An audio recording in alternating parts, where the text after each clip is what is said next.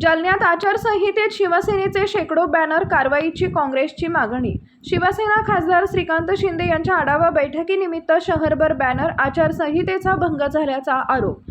जालना शहरात सध्या स्थानिक स्वराज्य संस्थेच्या विधान परिषद निवडणुकीची आचारसंहिता लागू असताना शिवसेना पक्षाचे शेकडो बॅनर झळकल्यानं वाद निर्माण झालाय।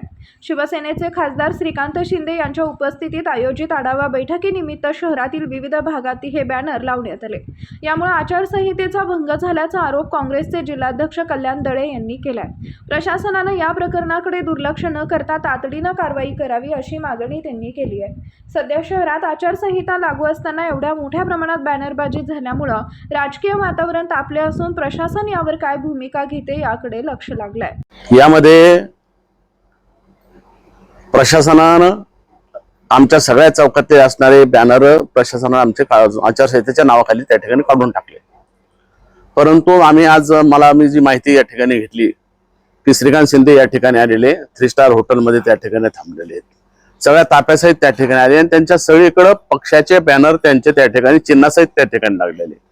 प्रशासन जाणून बुजून त्यांच्या बाजूने उभं राहतंय हे त्या ठिकाणी दिसतंय।